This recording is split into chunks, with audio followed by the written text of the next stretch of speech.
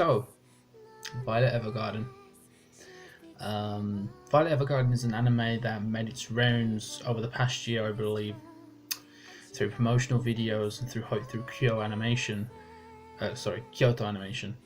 That this project that they were going to undertake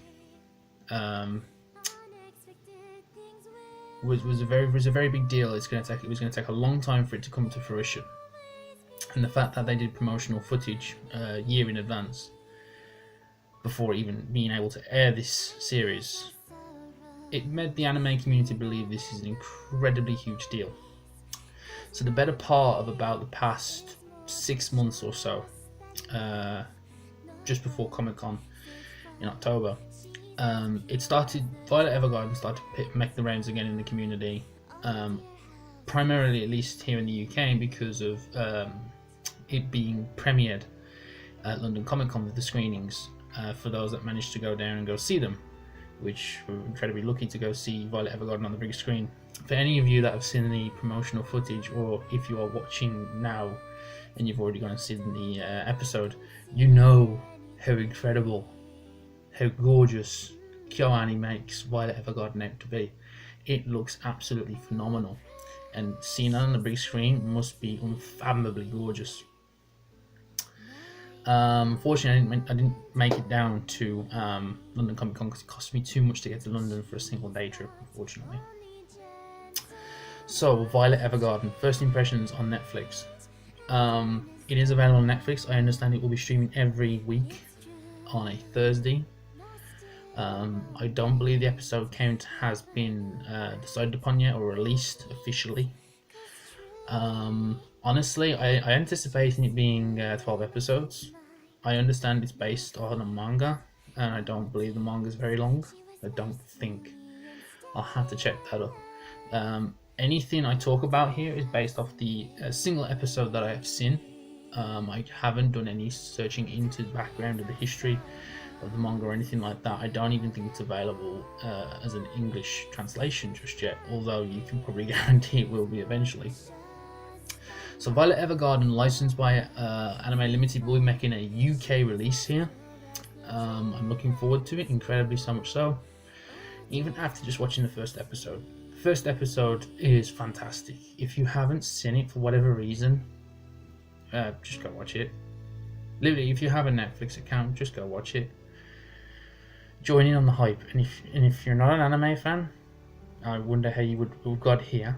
But if you're not an anime fan, honestly, it seems like one of those shows you can recommend to a non-anime fan and they will enjoy it anyway because of the subject that it is. So what is Violet Evergarden? Violet Evergarden takes place during present day with flashbacks to the war that they refer to, in which Violet actually took part in and was a soldier for, along with other characters that will get mentioned throughout the series. So in present day, Violet finally wakes up and is recovering from her injuries, where she's greeted by the once Lieutenant Colonel Hodgkins. Is it Hodgkins or Hodgins or something like that? I haven't watched the English dub. I've watched the Japanese sub. I probably will make it round for the English dub because it's just kind of that good. But sub does seem to be the way to go at the moment. Anyway, Hodgkins comes and visits Violet while she's still in bed, basically, still recovering from her injuries, although she protests that she can go back to fighting. Hodgkins, I'm just going to call him Hodgkins because I think that's what it is, but I might be wrong, details that the war is now concluded.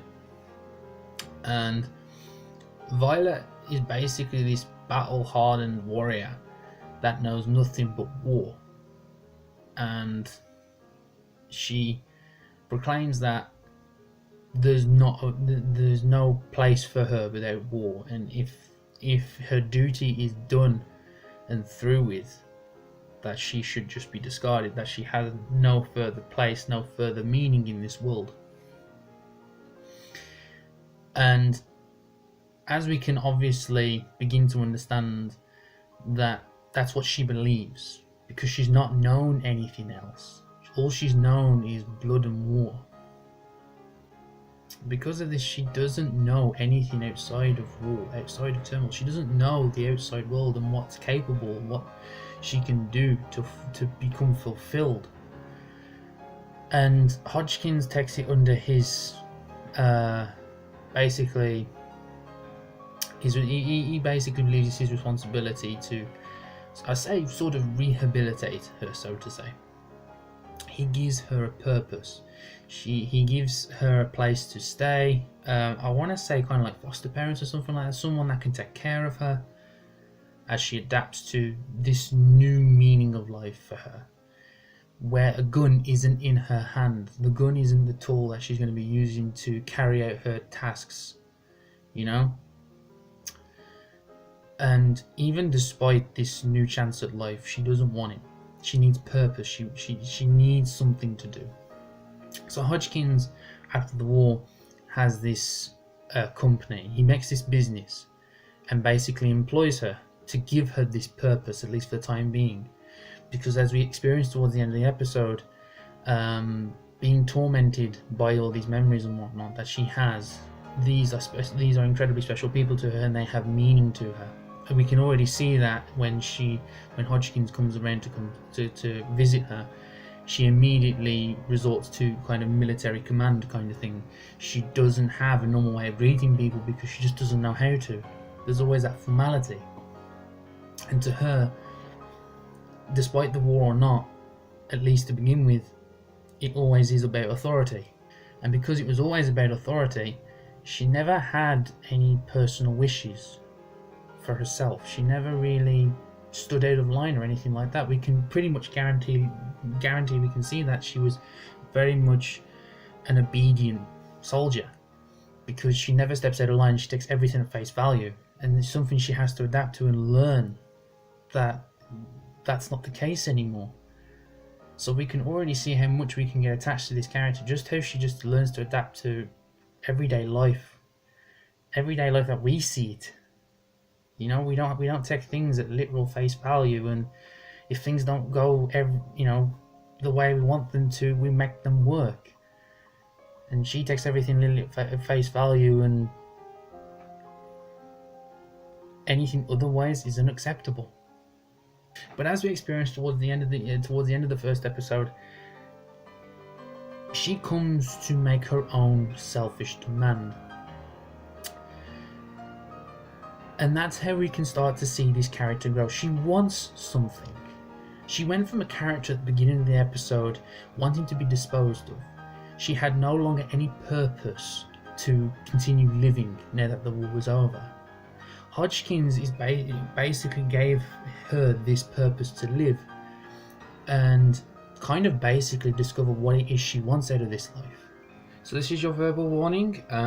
Basically, beyond this point, I start walking into spoiler territory, so if you'd sooner not be spoiled, turn off at this point. I will put timestamps here as to where you can be redirected to basically a conclusion, although honestly I can conclude it at this point.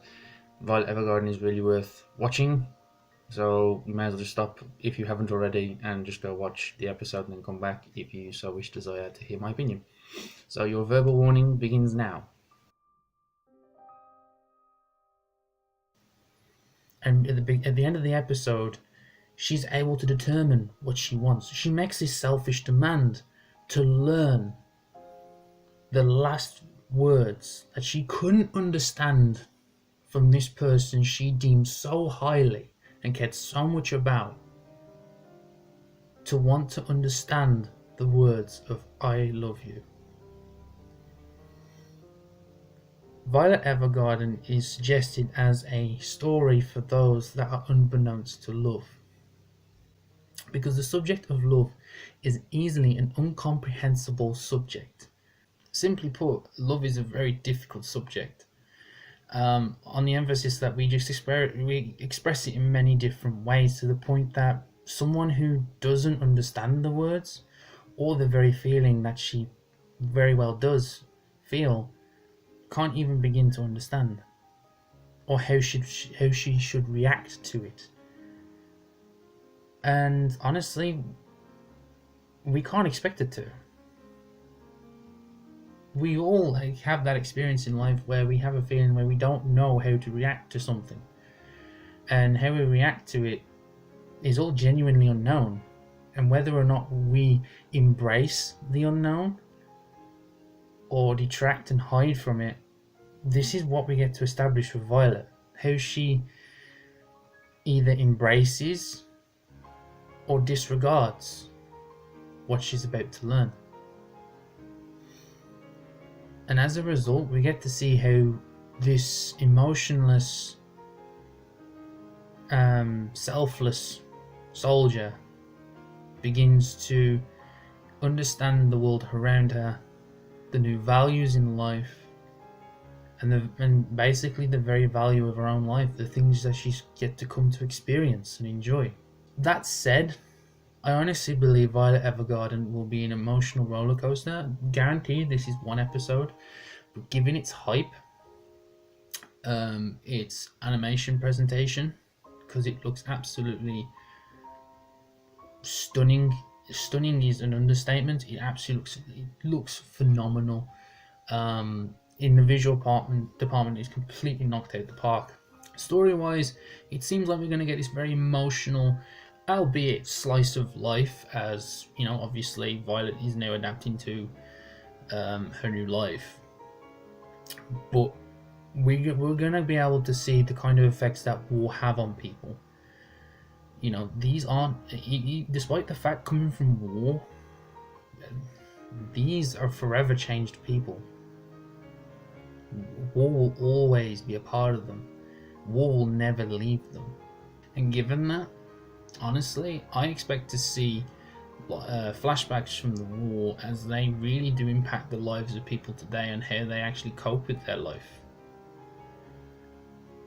I honestly don't know what to expect in terms of what we can see from war, on the emphasis, what we already saw in episode 1 with Violet's determination to save Gilbert. She was armless, for crying out loud. When she was tugging on his uniform to get him to move with her teeth, the sheer determination was unfathomably praiseworthy. But you just couldn't help but feel sorry for them for the situation they had. She was incapable of saving his life, and he was incapable of moving. It is implied, at least it seems to me, that Gilbert's dead. They don't seem to want to talk about it. I honestly haven't read the manga or anything like that, so I don't know. No one confirms that he's dead. I'm honestly hoping that she can come to terms with her past and get to be able to ask Gilbert these questions and feelings that she can't understand, and ask the person that matters to her about these feelings. Whether or not that comes to fruition, we don't know. We don't know if Gilbert's still around, or whether he's well and truly gone. But we do know that Gilbert plays an important role for Violet, and she deserves to have that person around. So I'm very keen to see where Violet Evergarden goes from here. A very emotional, war-driven tale. The people coming from war and seeing how it reflects their everyday life, despite being away from it, despite it being over and they can forget about it. They can try, but it will never come to be. These people are forever changed, and we will get to see how present day the war still impacts them, I would imagine. So I certainly do look forward to seeing more of Violet Evergarden. For obvious reasons, this is a first impressions video. First time I've ever done one of these, so it's probably going to be rubbish. A lot of editing.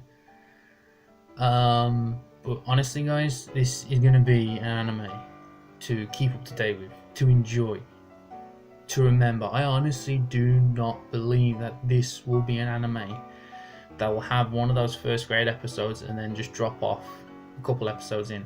I honestly do believe that this will be an anime journey we will hardly ever forget to remember anytime soon. So for you guys that obviously seen the episode, drop your comment down, see what you think about Evergarden. Will you be watching more? Maybe you didn't like it. I mean, from what I've seen, a lot of people have been making the rounds on social networking saying the thing's absolutely amazing in the Kali for episode 2. And I can tell you this, I'm trying to get into stream, watching more simulcasts, especially since this season looks pretty damn good. But from me, Violet Evergarden will be something I watch every week. And in my honest belief, it will be an anime that, obviously, if for whatever reason the story doesn't get presented very well, we shall see, because we never know. These things can make a left turn and not be very good. But as things currently stand, especially the impression I get from the first episode, it's going to be a journey that we're not going to forget anytime soon.